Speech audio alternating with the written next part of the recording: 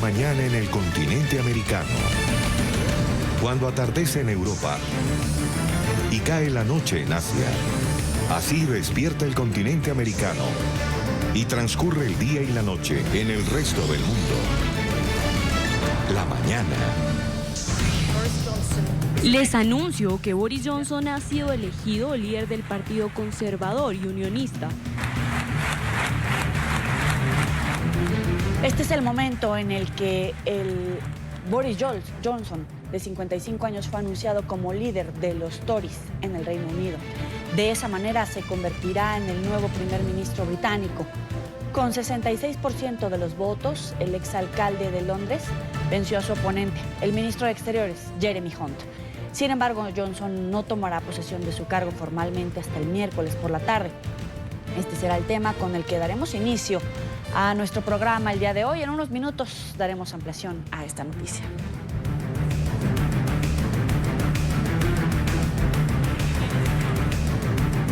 ¿Qué tal? Muy buenos días. Bienvenidos a la mañana de NTN 24. Son las 8:01 en Bogotá, Quito, Lima, Ciudad de México. Gracias por sintonizarnos, por reportar su compañía a través de las cuentas de Twitter que tienen en su pantalla, en @NTN24 y mi cuenta personal, @Joely Ramírez. Vamos a hacer un recorrido rápido por las noticias más importantes del día.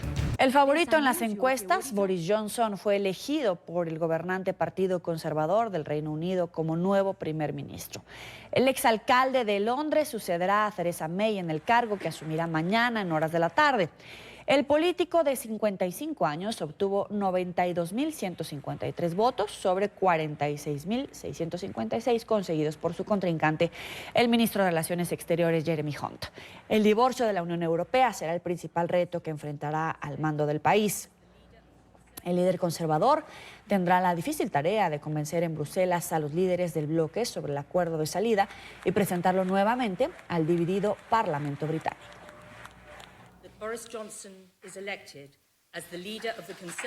Vamos a llevar a cabo el Brexit el 31 de octubre. Vamos a aprovechar todas las oportunidades que traerá consigo un nuevo espíritu de sí se puede. Y una vez más vamos a creer en nosotros mismos y en lo que podemos lograr. Y como un gigante dormido, vamos a levantarnos y despegar las cuerdas guía de la duda y la negatividad.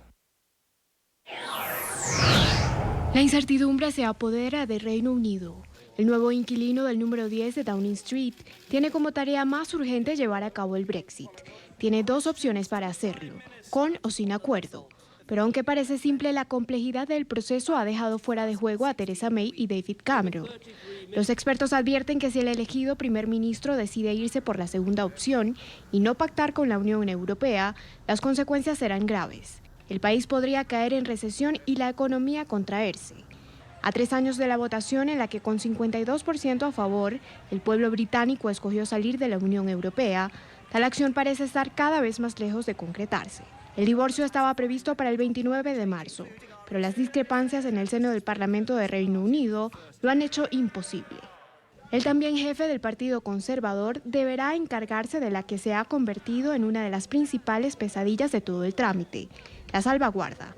El establecimiento de la frontera con Irlanda del Norte, evitando la frontera dura que supondría el establecimiento de nuevos controles aduaneros en un espacio por el que a diario transitan personas y mercancía. La seguridad es otro de los temas claves, en especial el posible fortalecimiento de las políticas contra el terrorismo. Y a todo esto ahora se le suma la tensión con Irán tras la incautación del petrolero británico por el régimen de Teherán en el estrecho de Hormuz. La semana pasada por presuntamente ignorar las normas y reglamentos marítimos internacionales. Vamos a revisar quién es Boris Johnson, el nuevo encargado de llevar las riendas de la política de Reino Unido.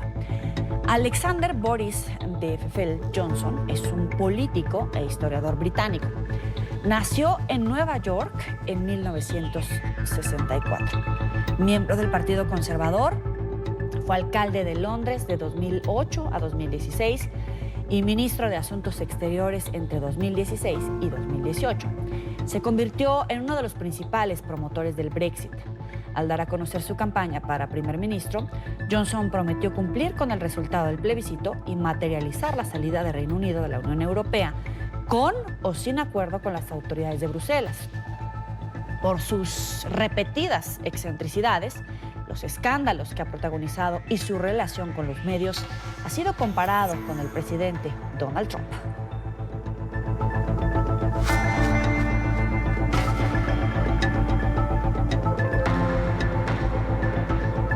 Saludamos en Londres a César Jiménez, analista político internacional y académico. Gracias por estar con nosotros. Bienvenido.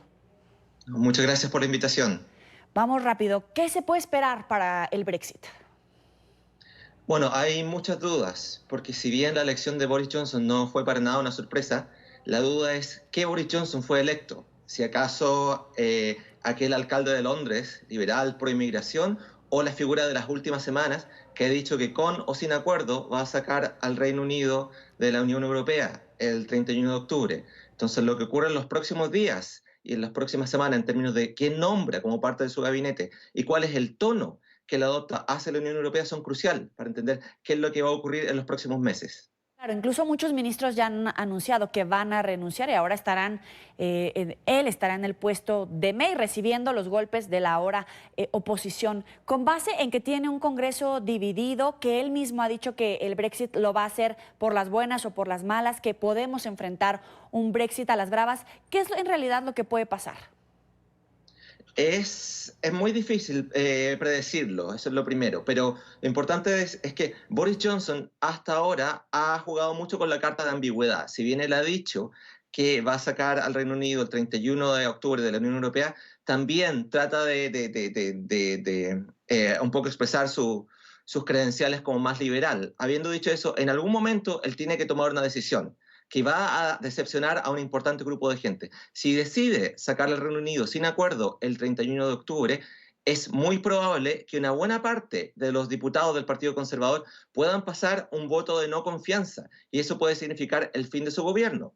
Habiendo dicho eso, si él decide extender la membresía del Reino Unido en la Unión Europea más allá del 31 de octubre, también es probable que todos aquellos que quieren salir sí o sí el 31 de octubre puedan votar también en su contra. Entonces hay especulación de que quizás Boris Johnson no llegue a ser primer ministro a fines de este año.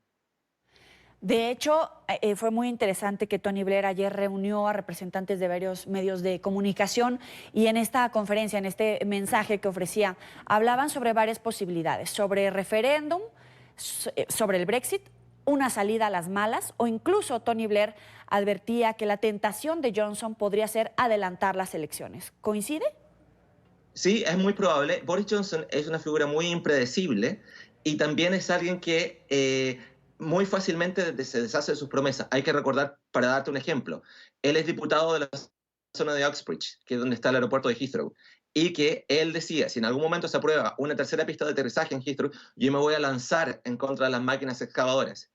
Y esa fue parte de su campaña para ser electo diputado en esa zona. El día en que se votó por esa pista de aterrizaje, él estaba coincidentemente de viaje. Entonces, si él le ha hecho muchas promesas y dice que no va a haber una elección y dice que va a sacar sí o sí a la Unión Europea, puede ser, y es muy probable, que haya una elección general antes del 31 de octubre.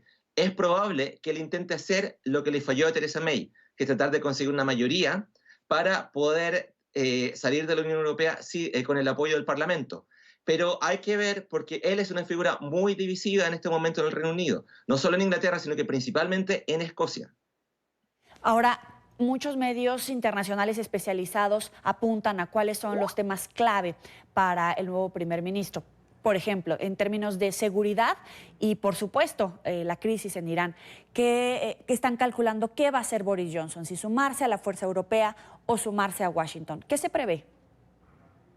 Es difícil por la impredictibilidad y por lo mismo lo que él escoja va a ser, por ejemplo, si él escoge ir por Washington, eso Bruselas lo va a ver muy mal y eso puede afectar a posteriori las negociaciones del Brexit. Hasta el momento no se sabe, depende mucho de a quién escoja él como ministro de Relaciones Exteriores. Si él decide que Jeremy Hunt continúe en su puesto, es probable que se alinee con Bruselas. Si no lo es así y pone a alguien más de los brexiters duros, es muy probable que esté en la línea de Washington. Entonces todo depende de lo que haga mañana en la noche cuando anuncie su gabinete. De hecho, ya hay comparaciones con Trump. ¿En qué se parecen y en qué se distinguen según tu análisis? A nivel superficial, da la impresión de ser similares en el sentido de que los dos usan un lenguaje muy populista, en el sentido de que tratan de que los dos prometen sacudir el establishment político, pero habiendo dicho eso, Boris Johnson es una figura es mucho más distinta que Trump, es una figura mucho más impredecible quizás que Trump. Uno no sabe qué esperar con Boris Johnson. Es, por ejemplo, importante recordar que solo un día antes de él decidir que iba a apoyar y que iba a liderar la campaña de Brexit, él había escrito una columna en contra del Brexit. Entonces, una de las grandes diferencias es que el acuerdo es que Boris Johnson solamente le interesa a Boris Johnson y que él es capaz de tener principios flexibles, por decirlo diplomáticamente, mientras que lo benefician en su carrera política. Te agradezco, César Jiménez, por este análisis para la mañana de NTN 24. Muchas gracias. Hasta luego. Vamos por el recorrido por el mundo. Venezuela intenta volver a la normalidad luego de 7 horas de un masivo apagón que afectó 20 de los 23 estados del país.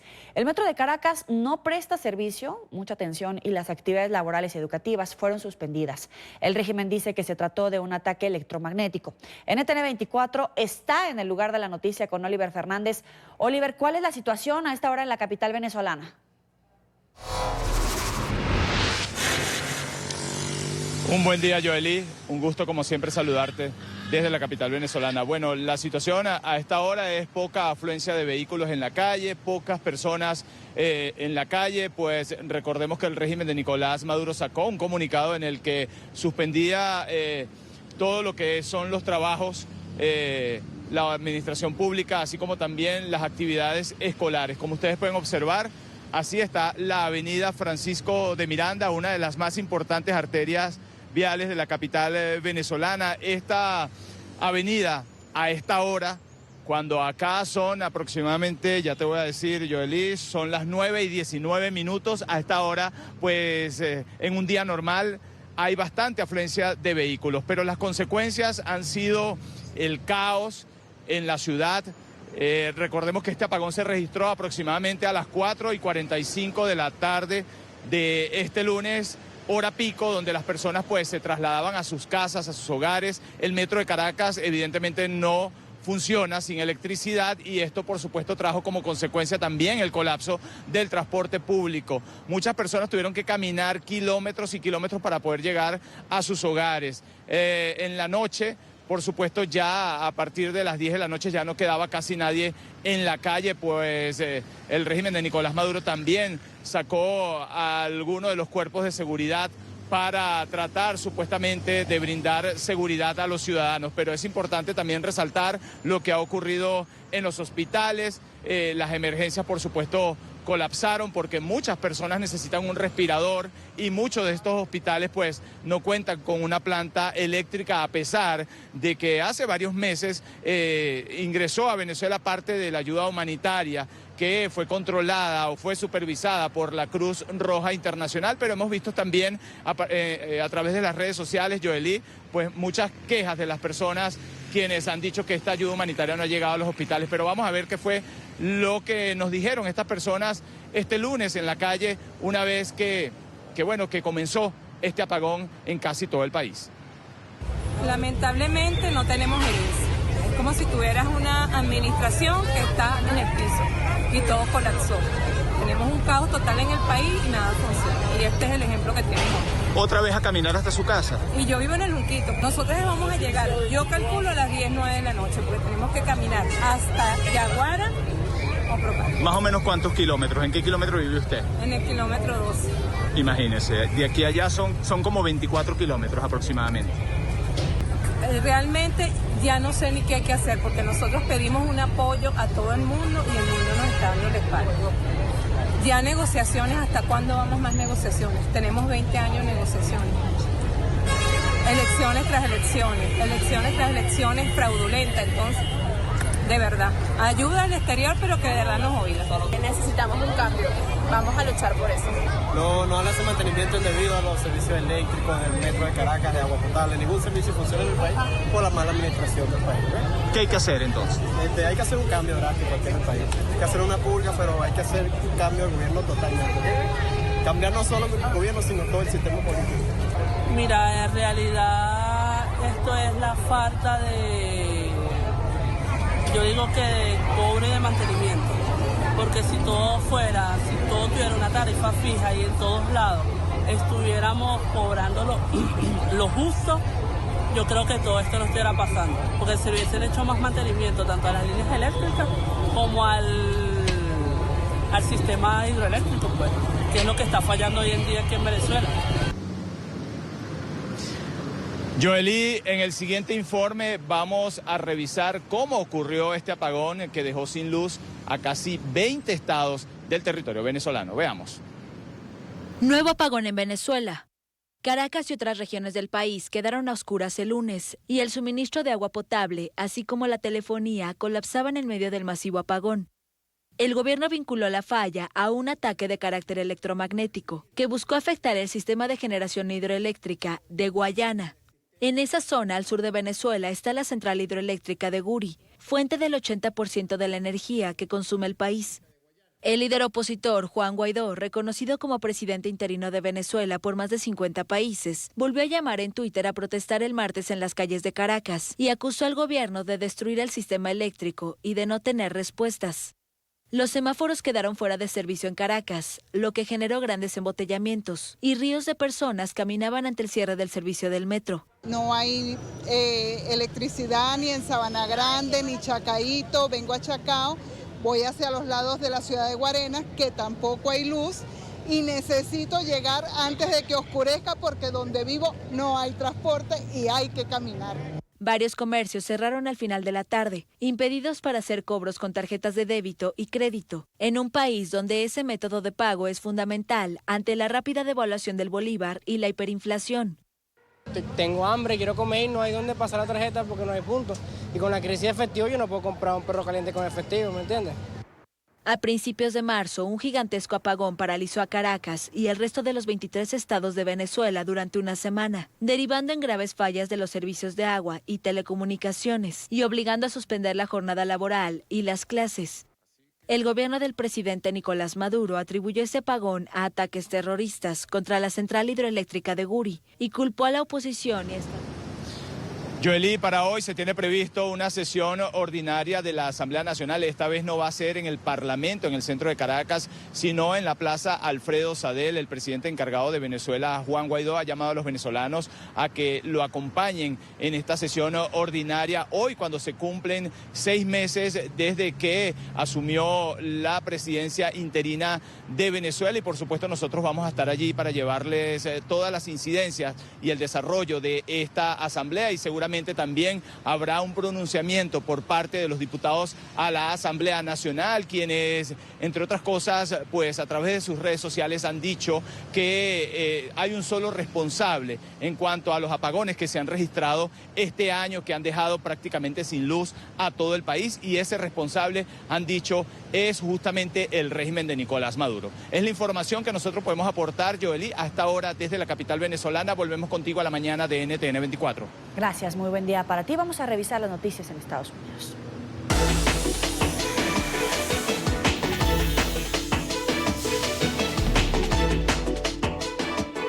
La Casa Blanca y los líderes del Congreso alcanzaron un acuerdo que permite aprobar un presupuesto para los próximos 2 años. El pacto evitaría un eventual cierre de gobierno hasta después de las elecciones presidenciales de 2020.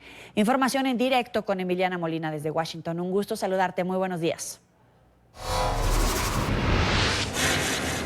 Joely, lo mismo para ti, muy buenos días para todos. Pues este nuevo proyecto al que acaban de llegar a un acuerdo los republicanos y los demócratas busca aumentar el techo de la deuda de Estados Unidos en caso de que la Unión Americana no pueda cumplir, evite incumplir los pagos de esta deuda, que por ende también buscaría que los demócratas estaban trabajando precisamente para evitar que Estados Unidos llegara a incumplir el pago y los préstamos de esta deuda fiscal, y de hecho llevan trabajando durante varias semanas para lograr alcanzar un acuerdo, porque recordemos que Steven Mnuchin, el secretario del Departamento de Tesoro, había dicho que si no se alcanzaba un acuerdo antes del receso, pues Estados Unidos podría quedarse sin dinero antes de lo esperado. Esto sería posiblemente para septiembre. Me complace anunciar que se ha llegado a un acuerdo con el líder de la mayoría del Senado, Mitch McConnell, el líder de la minoría del Senado, Chuck Schumer, y la presidenta de la Cámara de Representantes, Nancy Pelosi, y el líder de la minoría de la Cámara de Representantes, Kevin McCarthy, sobre un presupuesto de 2 años y un techo de deuda sin píldoras venenosas. Este fue un compromiso real para dar otra gran victoria a nuestros grandes militares y veterinarios. Recordemos que la Cámara de Representantes debe aprobar este nuevo acuerdo antes del viernes, antes de que inicien un receso, para así enviarlo al Senado y posteriormente a una posible firma del mandatario estadounidense Donald Trump. Esta es toda la información que tenemos en directo desde Washington. Emiliana Molina, regreso con ustedes. Gracias, Emiliana. Y hoy entra en vigor la nueva política de deportación express impulsada por la administración Trump. Los inmigrantes indocumentados deben demostrar que llevan más de 2 años consecutivos en la Unión Americana. De lo contrario, perderán el derecho de juicio legal. Paola Serna tiene toda la información. Muy buen día, Paola. Hola, ¿qué tal? Muy buenos días. Pues bien, de acuerdo a la información que ha dado a conocer el Departamento de Seguridad Nacional, este programa de deportación express inicia hoy martes y básicamente lo que da es la potestad a los agentes de inmigración de detener a los inmigrantes indocumentados y solicitarles que demuestren que han estado aquí en los Estados Unidos por lo menos en 2 años. Básicamente esta es la extensión de un programa, digamos, piloto que había iniciado también, donde los agentes de inmigración le pedían a las personas que estuvieran o que hubieran sido detenidos indocumentados a 160 kilómetros de la frontera con México, pues demostrar que llevaban 14 días por lo menos en territorio estadounidense. Esto ahora se extiende a nivel nacional y los agentes de inmigración, cuando detengan un inmigrante indocumentado, van a exigirle pues que demuestre que han estado por lo menos 2 años aquí en los Estados Unidos. Si el inmigrante no tiene esta capacidad, pues la intención es que de inmediato sea deportado a su país y no pase por las cortes. Esto, digamos, ya tiene una pelea en corte, básicamente cuando se inició un programa similar con los niños que eran separados o que eran enviados por sus padres sin acompañante y que eran deportados de forma inmediata. Esto se peleó en las cortes y pues debido a esta demanda que fue sometida, se logró evitar que estos niños fueran deportados de forma express. Ahora esto se va a hacer con todos los inmigrantes indocumentados, excepto con aquellos que tengan asilo político o un trámite, digamos, para legalizarse en curso. No se ha dicho o no se ha especificado qué tipo de documentación le tiene que proveer el inmigrante a el agente de inmigración. Lo que se sabe o lo que dicen los abogados es que las personas traten de mantener algún documento, digamos, del estado donde vivan, en donde puedan demostrar que llegaron hace 2 años o más aquí a los Estados Unidos y que los mantengan con ellos para esto, en caso de ser detenidos por alguno de los agentes migratorios, pues puedan proveer dicha información y eviten así su deportación. Es la información desde Miami. Soy Paola Serna. Continúen con más desde nuestros estudios centrales. Muy buenos días. Avanza la mañana y también avanza la agenda informativa en las Américas. Vamos a hacer un recorrido por lo más importante hasta el momento. El gobierno estadounidense pidió al fiscal especial Robert Mueller, que investigó la injerencia rusa en las elecciones de 2016, que limite su testimonio de este miércoles ante el Congreso. El Departamento de Justicia le envió una carta en la que lo instó a solo ofrecer declaraciones sobre el informe ya publicado. Los demócratas esperan que Mueller responda sobre las acusaciones de obstrucción a la justicia contra el actual presidente Donald Trump. Aunque el mandatario aseguró que el reporte lo exoneró de toda culpa, Mueller había aclarado que no podía investigar a un presidente en ejercicio. El primer ministro de Israel, Benjamín Netanyahu, instó a la comunidad internacional a mantener la presión sobre el régimen de Irán. El líder israelí dijo que las sanciones económicas sobre Teherán son fundamentales para contrarrestar sus ambiciones nucleares. Las recientes tensiones de Irán con Estados Unidos y el Reino Unido han agudizado la crisis en la región. Las sanciones han comenzado a funcionar, Es importante que sigan adelante. Es importante mantener la presión. Si tuviera que decir cuáles son las 3 cosas que tenemos que hacer frente a la agresión iraní, es presionar, presionar y presionar más para obligar a Irán a abandonar sus ambiciones nucleares y regionales.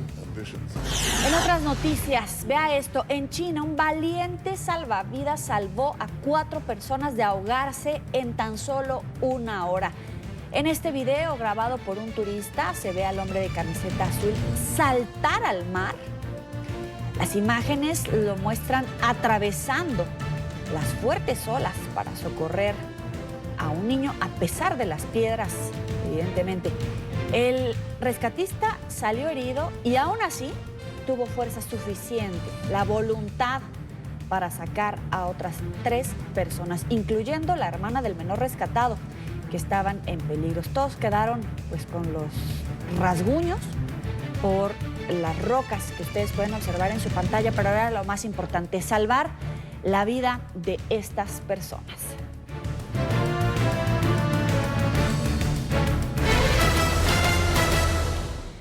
En disturbios terminó la mega protesta que se llevó a cabo en Puerto Rico para exigir la renuncia del gobernador Ricardo Rosselló tras una jornada en su mayoría pacífica. Grupos de manifestantes arrojaron objetos a la policía, que lanzó gases lacrimógenos para dispersarlos. Los incidentes se registraron frente a la Fortaleza, la actual residencia oficial de Rosselló, quien insiste en permanecer en su cargo. Ya se cumplen 10 días consecutivos de protestas contra el gobernador tras la divulgación de un chat gubernamental privado en el que el político hizo comentarios sexistas y homofóbicos. La administración de Rosselló, que atraviesa la peor crisis institucional, fue duramente también cuestionada por el presidente Donald Trump. Aumenta la presión en Puerto Rico en el día número 11 de protestas. Renuncia ya, basta de corrupción. Esas fueron las consignas en cientos de pancartas que se vieron en la multitudinaria manifestación denominada La Marcha del Pueblo contra el gobernador Ricardo Rosselló, quien se niega a dejar el cargo. Ricky Martin, Daddy Yankee, Residente, Olga Tañón, Bad Bunny y otros artistas lideraron la movilización, la más grande registrada hasta ahora en la isla. Con su decisión de no moverse, se tiene que mover, ya todo Puerto Rico está aquí pidiéndoselo. Y él no debe ser un dictador en ese sentido, debe decir, mira, me voy y ya. Manifestantes colmaron las calles de San Juan para exigir otra vez la dimisión inmediata de Rosselló y el inicio de un juicio político en contra del mandatario, tras la divulgación de un chat gubernamental privado en el que el político hizo comentarios sexistas y homofóbicos en contra de varias figuras públicas. El gobernador de Puerto Rico se vaya y con todo el mundo, que se lo lleve a todo, que se lo lleve a todo. Y esta lucha va a seguir. Si él o ayer dijo que no renuncia, nosotros tenemos que tirarnos a la calle para seguir insistiendo de que se vaya. El gobierno y su gabinete se ha burlado de la comunidad gay, se ha burlado de la mujer, se ha burlado de los impedidos, la corrupción. O sea, ya estamos hartos de tanta corrupción. Ni las disculpas de Rosselló, ni su anuncio este domingo de no presentarse en los comicios de 2020 han calmado los ánimos de los ciudadanos. Le falta una, nos dio 2, nos falta una. Nos dijo que renunciaba al próximo cuatrenio, eso está bien. Nos dijo que renunciaba a la presidencia del partido, eso está bien. Pero ahora nos tiene que decir que renuncia a la gobernación. Y es que hasta el mismo partido oficialista del gobernador exige que deje su cargo. El congresista puertorriqueño José Enrique Meléndez, miembro de Nuevo Progresista, confirmó en NTN 24 que si Rosselló insiste en mantenerse en el poder, impulsarán su destitución desde la Asamblea Legislativa. Yo espero que no tengamos, ¿verdad?, que llegar a tomar una determinación de separarlo del cargo, pero si ese fuera el caso, luego del informe que el presidente de la Cámara ha encomendado, pues mira, no tendríamos ningún problema en cumplir con nuestra responsabilidad constitucional de separarle del cargo. La crisis institucional que atraviesa la administración de Rosselló, la peor registrada en la historia reciente de la isla, preocupa a Estados Unidos. Mira, es un gobernador terrible. Creo que tienen una alcaldesa de San Juan aún peor. Creo que es terrible, en serio. La gente de allá se ha quejado mucho respecto a estos gobernadores y a estos líderes. Así que ustedes lo pueden ver desde que ocurrió lo del huracán. Es gente en gran medida incompetente. Tengo que decirlo, el gobernador no es bueno. El chat gubernamental de Telegram fue divulgado hace más de una semana. Los 2 integrantes, funcionarios de la administración de Rosselló, renunciaron. La justicia de Puerto Rico inició recientemente una investigación en contra del gobernador y de los exmiembros del grupo gubernamental. Y el gobierno de México evaluará en 45 días con su contraparte de Estados Unidos el flujo migratorio hacia el norte, el cual se redujo en 1/3 desde principios de junio, según el canciller mexicano, Marcelo Ebrard.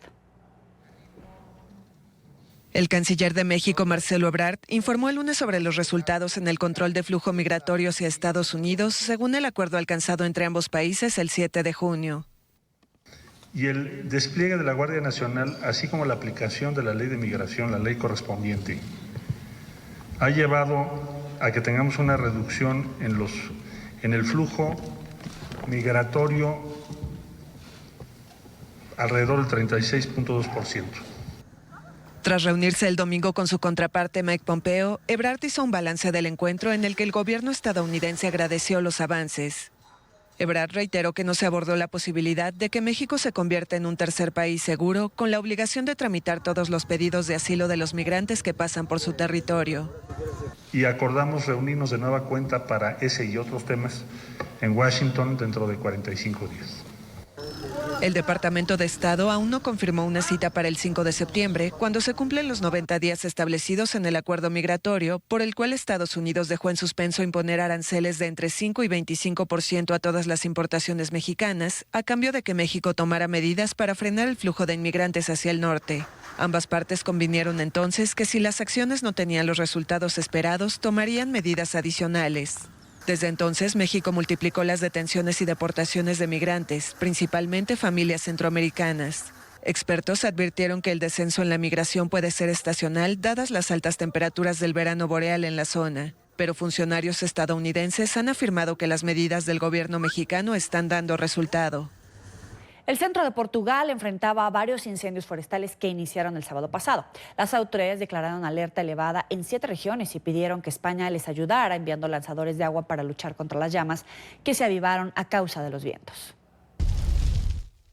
El centro de Portugal vive severos incendios forestales desde el sábado.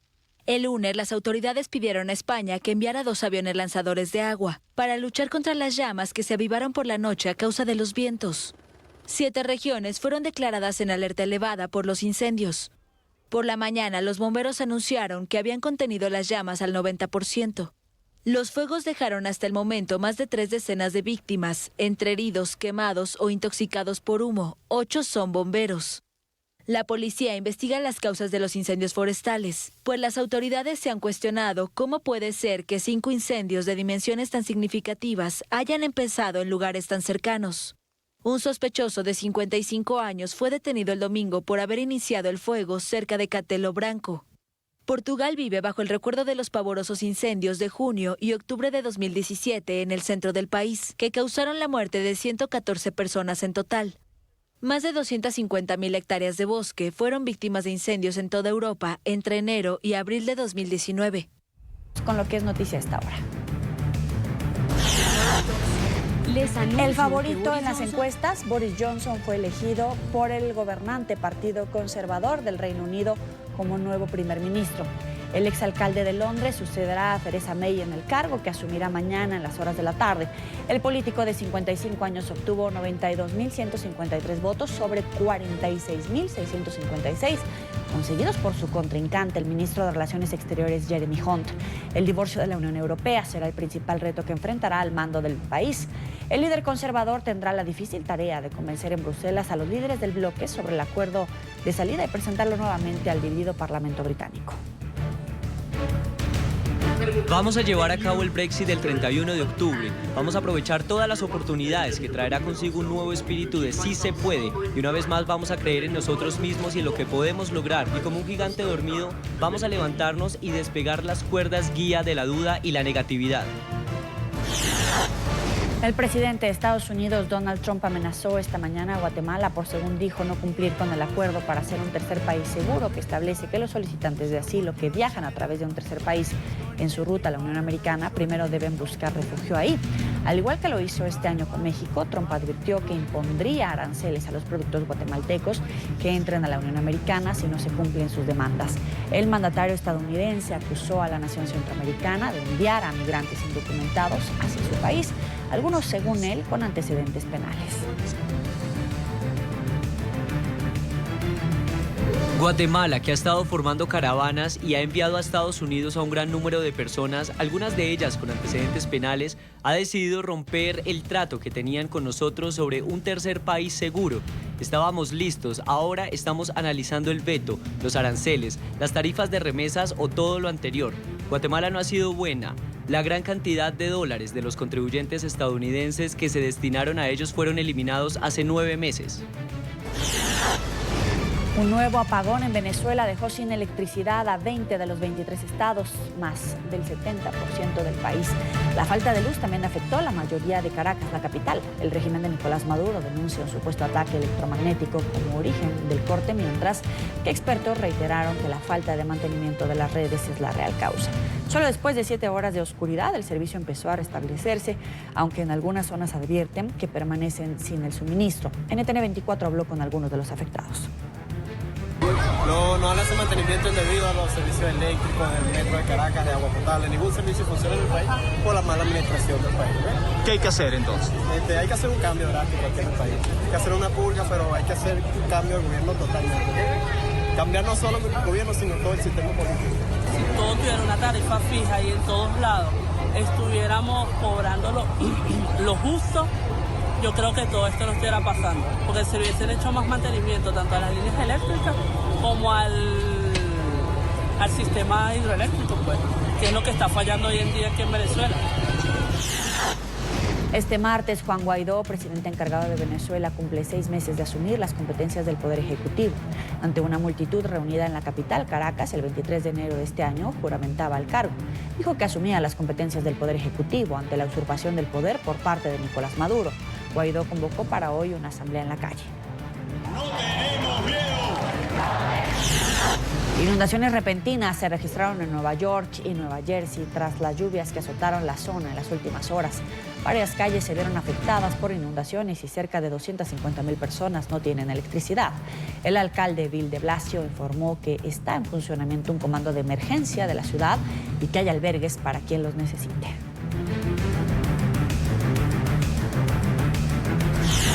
Cristiano Ronaldo no será imputado por violación en Las Vegas. En 2009, la estudiante y exmodelo Catherine Mayorga, entonces de 25 años, había denunciado al astro por supuestamente haberla violado en un hotel en Las Vegas. Sin embargo, la Fiscalía del Condado de Clark, en Nevada, consideró este lunes que las acusaciones contra el futbolista portugués no han podido ser probadas, confirmando que Cristiano ha quedado libre de cargos.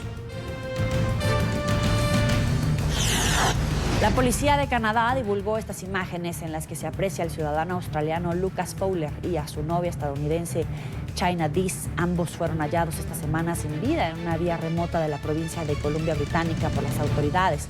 En la grabación, días antes de que se descubrieran sus cadáveres, la pareja aparece visitando una estación de gasolina en la pequeña comunidad de Fort Nelson. En un reciente informe, la policía informó que ambos fueron víctimas de violencia armada y creen que su asesinato ocurrió entre el 14 y 15 de julio. Mientras los investigadores avanzan en las pesquisas, la comunidad permanece conmocionada tras conocerse el caso. El presidente en funciones del gobierno español, el socialista Pedro Sánchez, ha fracasado en la primera votación del debate de investidura en su ambición de seguir en el poder. En el Congreso de los Diputados solo obtuvo 124 votos a favor de su reelección. 170 fueron en contra y hubo 52 abstenciones. El partido de izquierda, Unidas Podemos, con el que Sánchez está obligado a pactar para conseguir las mayorías necesarias, se abstuvo en la jornada de hoy. El jueves culminan las sesiones de investidura. Para entonces, el socialista debe ser respaldado por el Parlamento si quiere seguir gobernando. Fatal incendio en Rusia. Al menos 4 menores perdieron la vida luego de ser alcanzados por las llamas durante las horas de la noche. El grupo de niños participaba en un campamento de verano en el extremo oriental del país. Las tiendas de campaña que habían sido instaladas fueron consumidas rápidamente por el fuego. El servicio de emergencias informó que los menores sobrevivientes fueron trasladados a una estación de esquí aledaña al lugar en donde ocurrieron los hechos. Las autoridades investigan las causas del incendio. Si usted es amante de los gatos, este lugar en la ciudad de Lima, en Perú, le va a encantar. El Parque Kennedy alberga más de 100 felinos que convirtieron este espacio en un destino turístico de la capital.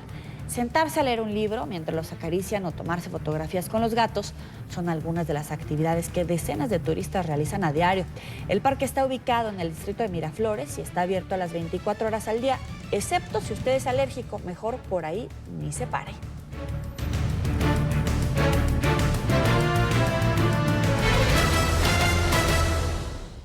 El secretario de Estado de Estados Unidos, Mike Pompeo, cerró este domingo en El Salvador su gira por América Latina. Allí se reunió con el presidente Nayib Bukele luego de visitar México. Reconoció los esfuerzos de México y El Salvador por combatir la migración ilegal hacia la Unión Americana, mientras hizo un llamado a reforzar la seguridad fronteriza. Pompeo además destacó la importancia de combatir las causas de este problema para poder frenarlo, como las pandillas y el narcotráfico.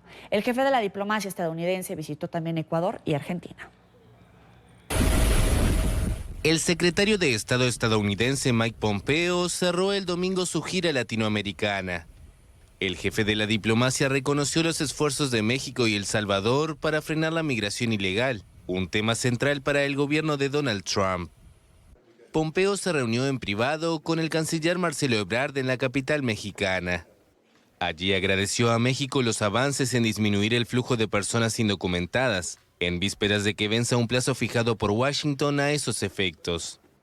Horas más tarde, en El Salvador, Pompeo visitó al mandatario Nayib Bukele y expresó su apoyo a sus planes para estimular el crecimiento económico y reducir la migración ilegal. Tenemos que enfrentar los desafíos que causan esta migración. Queremos que las personas quieran permanecer en sus países. La violencia de pandillas y la pobreza son dos de ellos. Queremos ser un buen socio para ayudarlos y reducir estos factores que causan esta migración. La inmigración es un problema que tenemos, pero es un problema que termina en la frontera sur de Estados Unidos. Por eso tenemos que resolver juntos el problema de la inmigración. De El Salvador, así como de Guatemala y Honduras, parten a diario decenas de personas con el objetivo de entrar clandestinamente a Estados Unidos, en busca de trabajo o huyendo de la violencia. El funcionario estadounidense reiteró su llamado a reforzar la seguridad fronteriza en el sur de Estados Unidos y en toda América Central.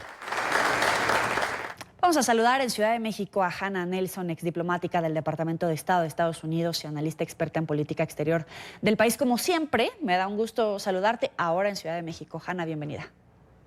Muchas gracias, Jolie.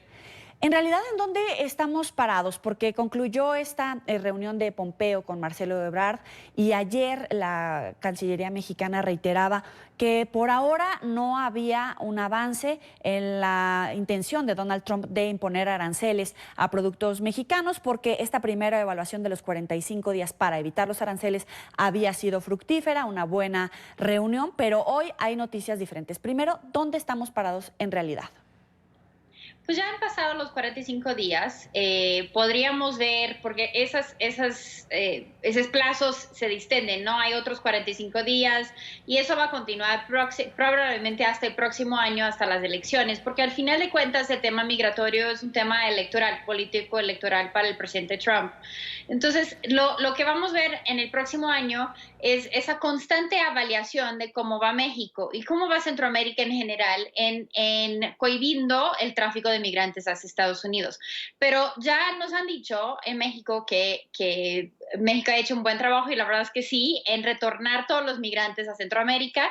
Y la visita es para eso, es para restablecer relaciones, para tener un diálogo fuerte, pero veremos, porque a fin de cuentas quien decide ese tipo de cosas, quien determina si México va bien o va mal, en ese momento es el presidente Trump, y es su opinión, no es la opinión del secretario de Estado Pompeo, ¿no? Claro, pero hace unos minutos Donald Trump tuiteó que Guatemala no había cumplido con el acuerdo de convertirse en tercer país seguro y lanzaba nuevamente amenazas. El canciller Ebrard decía que por ahora México no iba a aceptar ser el tercer país seguro, pero ¿qué puede pasar cuando Trump lanza esta amenaza contra Guatemala cuando México está en medio? Sí, la decisión del Departamento de Justicia de la semana pasada de que ningún migrante pueda aplicar por asilo político en Estados Unidos si haya pasado por un otro país, ese es en efecto, de facto, un tercer país seguro, un sistema de tercer país seguro. Entonces, lo que ha hecho el presidente Trump es eliminar todas las posibilidades de asilo político, excepto de canadienses y de mexicanos, ¿no? O de la gente que vuela directamente a Estados Unidos, que es muy poco probable que sea el caso, porque no tendrían la visa para llegar a Estados Unidos. Entonces, eso en efecto crea un sistema de tercer país seguro junto a México. El tema con Guatemala es que el concepto de tercer país seguro, según el sistema judiciario en Guatemala, es una negociación que no tiene el presidente la autoridad de hacer, porque sería anticonstitucional en Guatemala. Eso es algo que el presidente de Guatemala, Jimmy Morales, estaba intentando negociar con el gobierno, pero ya el sistema judicial en Guatemala no le permitió. Y a partir de hoy empieza la deportación express en Estados Unidos para todos los migrantes que tienen que ahora que demostrar estos 2 años consecutivos en la Unión Americana. Es decir, que más allá de las promesas y amenazas, en realidad ya se está viviendo la política migratoria que tanto asustaba a Donald Trump.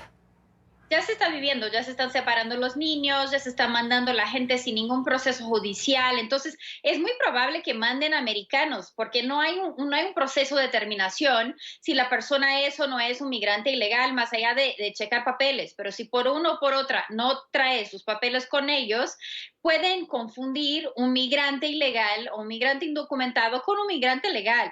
Entonces, a fin de cuentas, eso puede ser muy peligroso, pero ya están, la política de tolerancia cero ya está siendo aplicada hacia los migrantes en Estados Unidos. No tanto el tercer país seguro, cuanto la separación entre niños y padres, cuanto la deportación express.